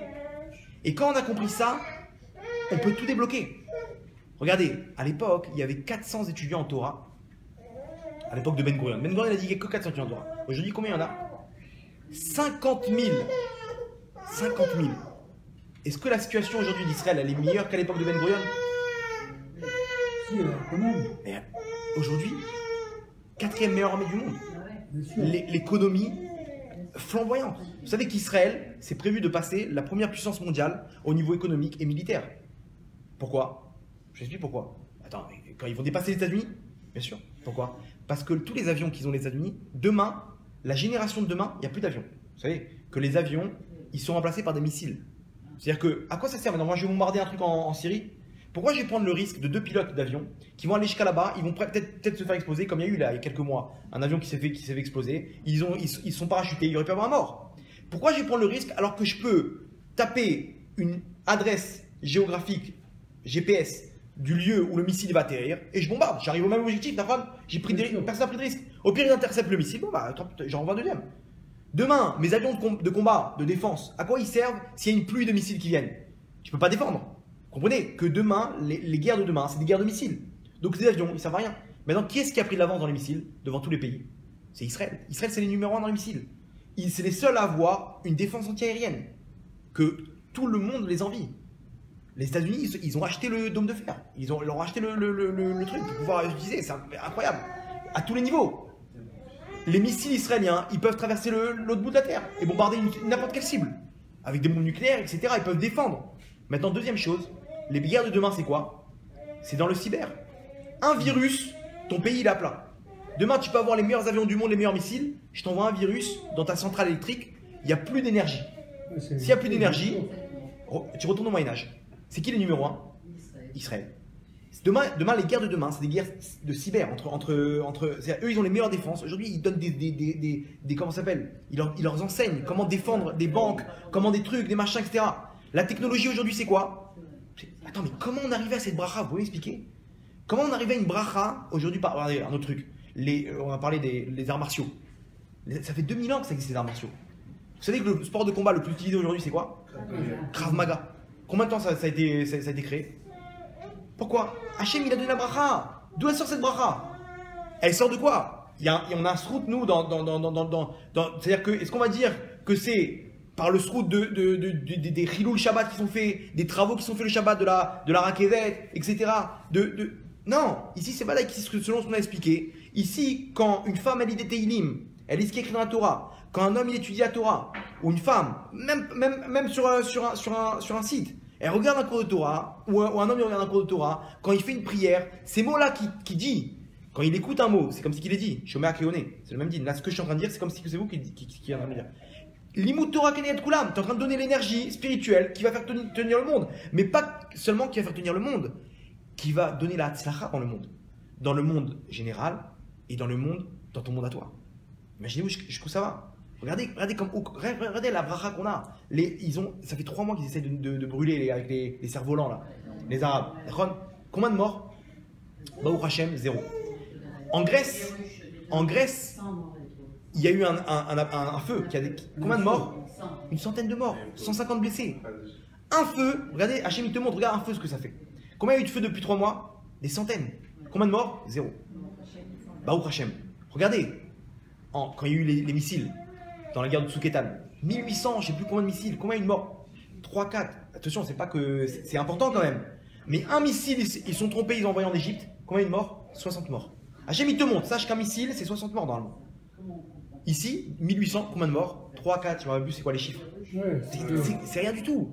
Attention, mais c'est important quand même, même 3 morts, 4 morts, c'est énorme pour la Israël. C'est de la baignoire, il y a eu plus de peur de panique que de Naron, missiles, je crois. Naron. Les Scuds, 30, combien il a envoyé là-bas, Saddam Hussein? 39. 39. ouais, à Tel Combien de Aviv. morts? Un seul, il est mort d'un arrêt cardiaque après. Genre, c'est... Imaginez-vous. Regardez, aux États-Unis, il y a eu une femme, elle a eu un arrêt cardiaque en pleine route. Donc elle est morte sur le volant, quoi. Elle s'est évanouie ou elle a perdu connaissance, je sais pas. Donc sa voiture, elle a tapé dans une station de bus où là-bas il y avait une foule. Combien de morts? 20 morts. Voilà, ça. Ça veut dire quoi? Hachem il te montre. Une voiture bélier, c'est à peu près 20 morts. Comment en Israël? Un blessé, 2 blessés, des fois un mort. Bon, attention, même un mort, c'est grave. Mais normalement, c'est 20 morts. À Nice, combien il y a eu un camion bélier? 80 morts. Ici, il faut qu'on ouvre les yeux. Ici, il y a une protection. On va finir avec ça. Regardez comment c'est beau. En 67,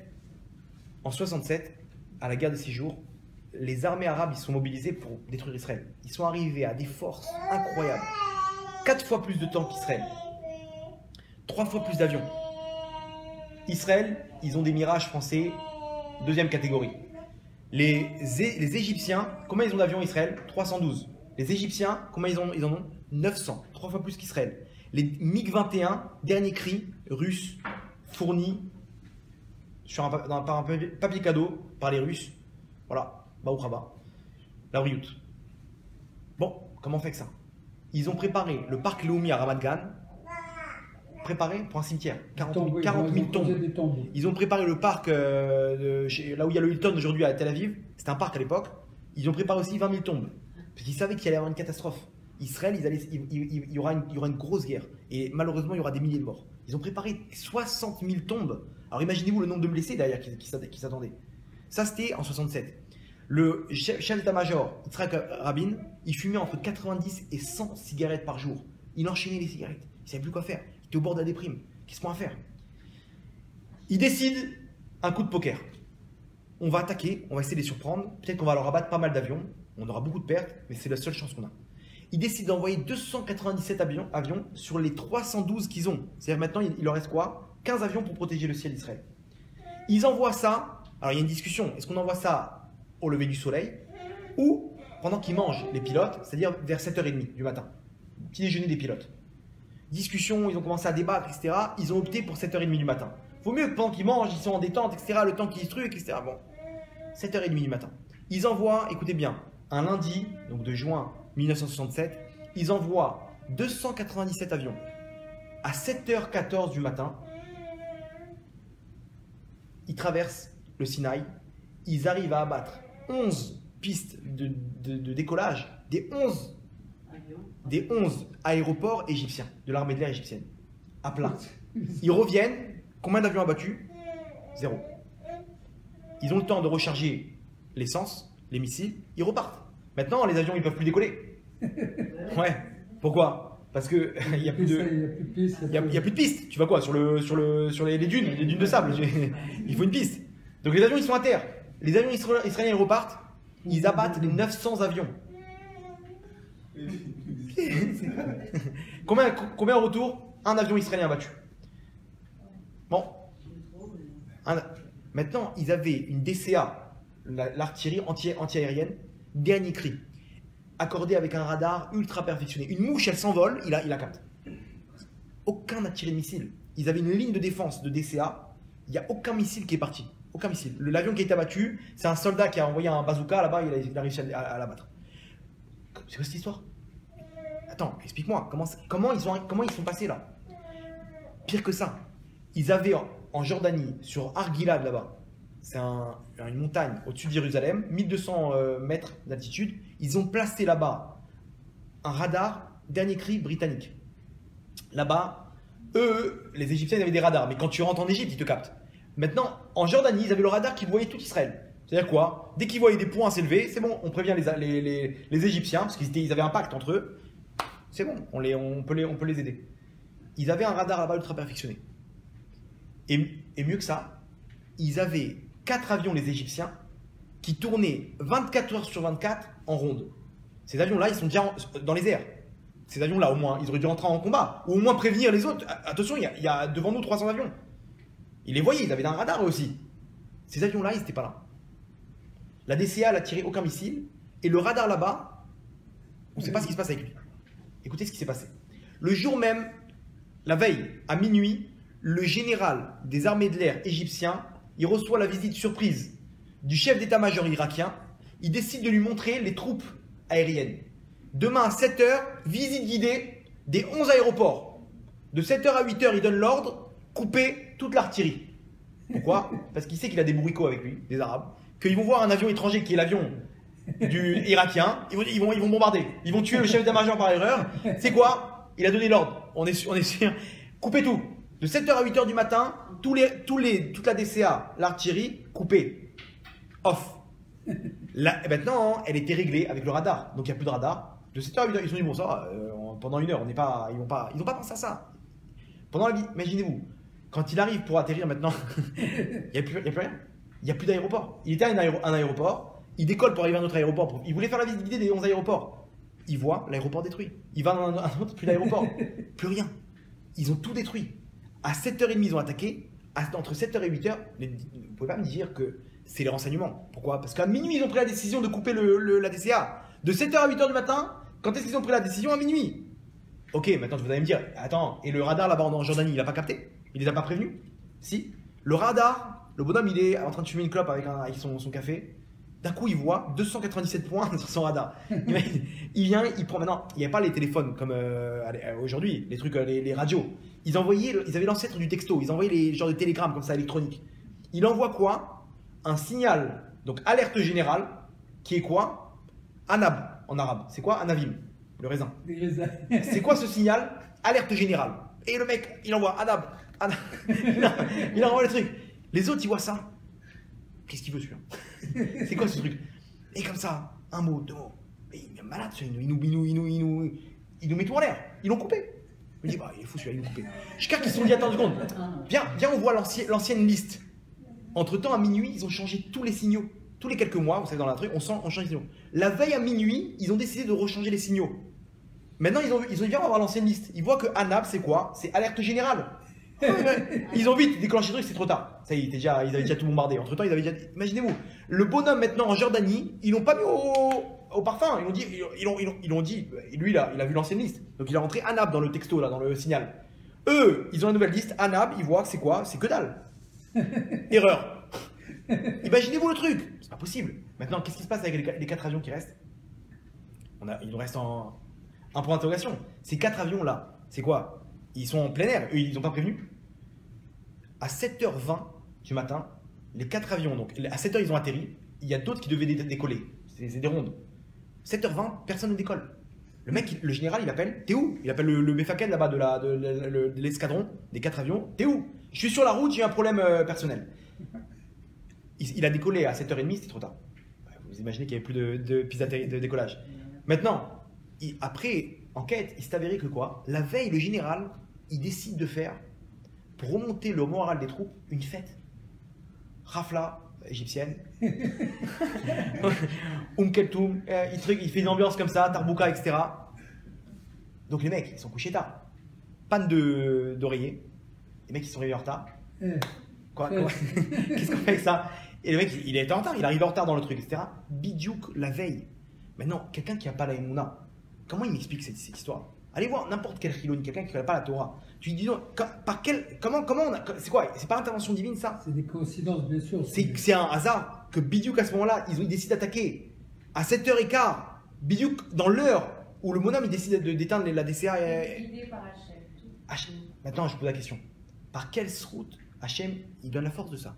La réussite dans la guerre. La réussite, c'est quoi? C'est quoi? C'est les mitzvot, c'est les Teilim, c'est la Torah. Il n'y a que ça. Comme on a expliqué maintenant, Hachem il peut prendre n'importe quelle armée et la détruire. Regardez aujourd'hui, l'Iran, elle est en train de se réduire. Elle est en train elle part à sa perte. Le Hezbollah, ils n'ont plus d'argent, ils ne reçoivent plus d'argent d'Iran avec tous les trucs. Donc ils sont en train de les mecs, ils n'ont plus d'argent, plus de part à ça. Bah, je vais travailler, je peux pas, j'ai une famille à nourrir. Le Hamas, il se disloque, pareil. Bibi Netanyahou, il a Trump à sa droite, Poutine à sa gauche, ses deux amis, ils lui font le travail pour lui. L'économie flamboyante, ils vendent des trucs à 15 milliards de dollars, Mobilize, etc. Ils trouvent du gaz, ils trucs, machin. Les guerres, ils sont faits par Trump et par Poutine. Regardez l'évolution. Une évolution terrible. C'est quoi ça? C'est parce que plus on rajoute de Torah, regardez le mouvement de Tchouva, plus les gens ils font de Tchouva, il y a des cours de Torah qui se développent. Voilà, Baruch Hashem, ce cours de Torah là, que Michael il a mis en place avec sa femme. Putain, décide de faire un cours de Torah un soir, ça apporte la bracha. Ça apporte la bracha dans cette maison, Bezrat Hashem, et pour nous tous. Ces mots-là, ils interviennent. Ces paroles-là, ils interviennent dans le monde. Après 120 ans, on va dire, tu sais, tu as sauvé 20 personnes. Pourquoi? Quand tu es parti étudier la Torah alors que tu n'avais pas la force, Hachem il a décidé d'annuler ce décret, qu'il devait avoir un attentat à Paris, où il devait avoir 20 morts, Chas Shalom. C'est quoi? C'est toi qui les as sauvés. Ah ouais? Après 120 ans, on va nous montrer comment tout a fonctionné. Maintenant, on a la question. Pourquoi Hachem il a fait il a fait passer ce relais-là? Il a mis le monde entre nos mains. Que si maintenant on étudie, tout va bien. Si on n'étudie pas, qu'est-ce qui est écrit sur le deuxième Beth Amikdash? Il a été détruit. Al Ozva et Toratis. Parce que vous avez oublié ma Torah. Le Beth Amikdash il a été détruit. Hachem il a tapé dans le Beth Amikdash. Pourquoi Hachem tu fais ça? Parce qu'Hachem il nous aime tellement, Rabotai, que lui, il y a une chose, le mode d'emploi pour se rapprocher de lui, le Waze, entre guillemets, pour arriver jusqu'à Hachem, c'est quoi? C'est la Torah. Suis les enseignements, tu vas arriver jusqu'à moi. Maintenant, Hachem, il nous aime tellement. Il te dit, je vais faire quelque chose de risqué. Je vais faire dépendre que si jamais tu décides de changer de route, eh ben, la nature, elle va être contre toi. Tu vas avoir plein d'épreuves, etc. Pourquoi? Parce que je veux pas qu'il t'aille là-bas. C'est comme un père qui voit que son fils est en train de partir en cacahuète avec des bandes de trucs et tout. Il attrape un mec là-bas, il écoute bien, massacre le dos. Des petits coups dans les endroits et tout. Pourquoi? Pour qu'il revienne à la maison.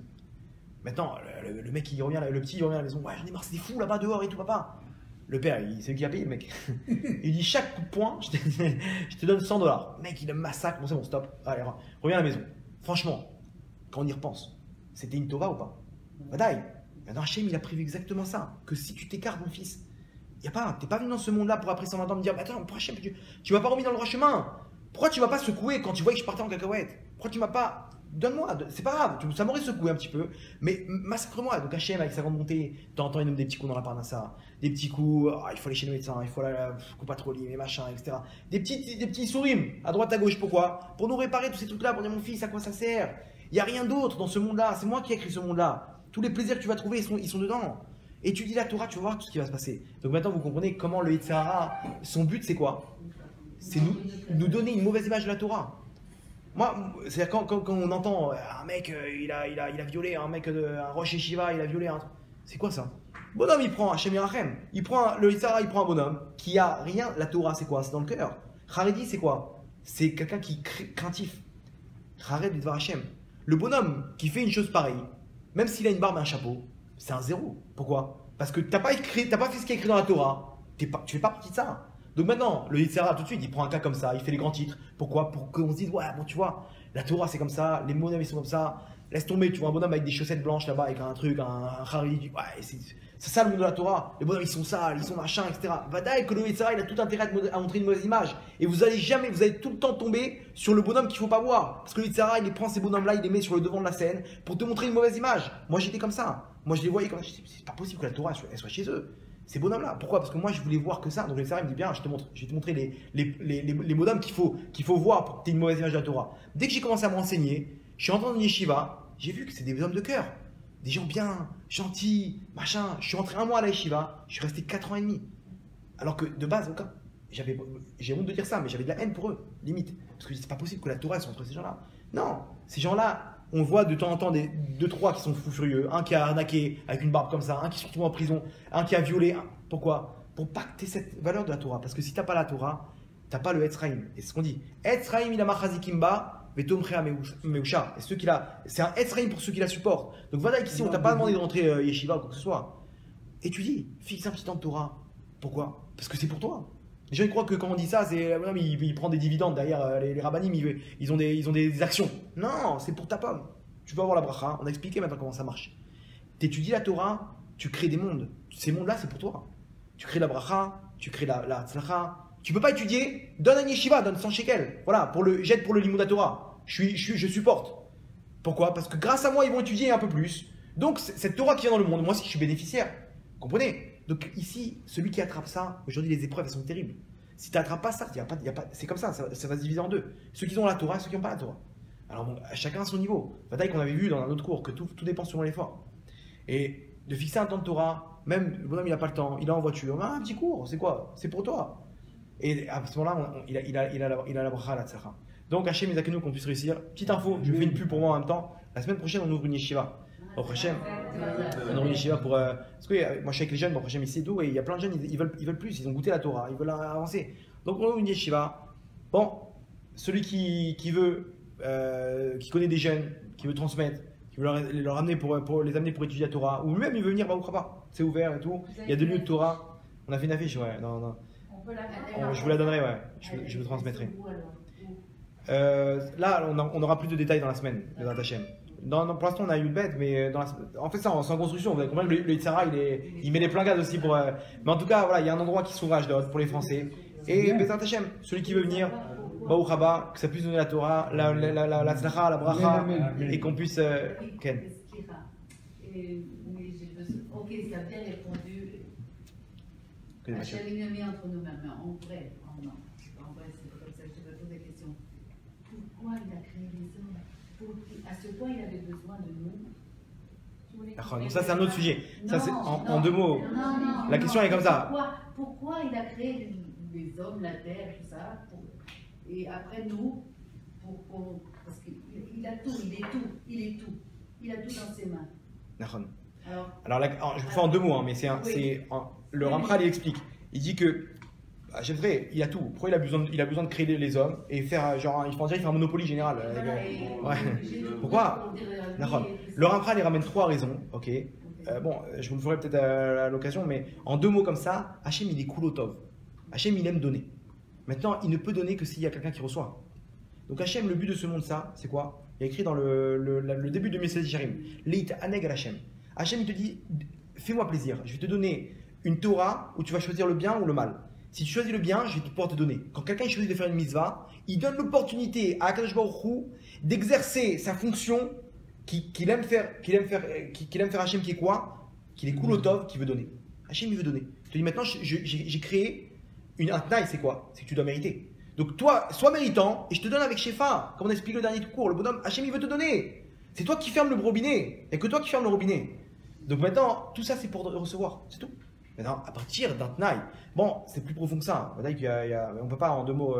En tout cas, Hachem a écrit ça. C'est profond, c'est profond. Il y a beaucoup de questions. Bon là, en deux mots, le Arizal il explique ça dans l'introduction de son livre Etzraïm. Il explique que les Neshamot recevaient déjà tout en haut et qu'ils se défrustraient. Ils ont dit Hachem, fais-nous un scénario. On veut te donner nous aussi. Et j'ai tout, j'ai pas besoin de rien. Il dit fais-nous un scénario. Il dit ok, je vais créer un monde, Olam. Olam c'est la Shon, le langage Elem. Elem c'est caché. Bon, Mita Alem, il disparaît, il est caché. Je vais faire un monde où genre je suis pas là. Maintenant, à ce moment-là, dans ce monde-là, je vais Keilou, genre, quand tu vas respecter ma Torah, tu m'as fait quelque chose. Je vais faire une Torah que j'ai une volonté à partir de cette Torah, ou quand tu respectes cette volonté, genre tu as fait quelque chose de bien pour moi. C'est vrai, on voit que ce monde-là, on voit que des fois Hachem il n'est pas là. On a l'impression, et on te dit quand tu fais telle mitzvah, et regardez bien, le monde il est créé contre la volonté Hachem. On a envie de ronfler le matin, on a envie de faire de grâce le matin. Alors Hachem dit non, il faut te lever honnête pour prier. On n'a pas envie de prier, on doit mettre des tefilines, c'est tout le temps, c'est contre nature. Genre quand tu bats ta nature pour pouvoir faire la volonté Hachem, tu as fait quelque chose pour Hachem. Hachem il a fait un scénario, on peut faire quelque chose pour lui, alors qu'il a tout. Donc c'est incroyable, regardez le srout qu'on a. Nous en tant que prince, un juif c'est le prince d'Hachem, le joyau de la création. On peut faire quelque chose pour Hachem. Regardez ce qu'on a entre les mains. C'est quoi? Comment je peux faire des cadeaux à Hachem? Bien sûr. Regarde, fais ce qu'il y a d'écrit dans la Torah. Hachem ça lui fait du nachat, ça lui fait plaisir. Et après comme ça, Amar Rabbi Yehuda, Ashre Misha Malo Batora, heureux est celui qui s'exerce, qui s'efforce dans la Torah, Veose Nachat Ruach Leotzro, et il fait du bien à son créateur. Quoi? Moi quand j'étudie la Torah, je fais du bien-être à mon créateur. C'est écrit. Imaginez-vous la chance qu'on a. Donc Hachem Ezakenu qu'on puisse continuer à faire du bien à notre créateur et ramener la venue du Mashiach. Bekarov, Baruch Hanai Leolam. Amen. Chalak Baruch. Merci pour l'attention. Comment tu as pu apprendre? Comment tu as pu apprendre tout ça?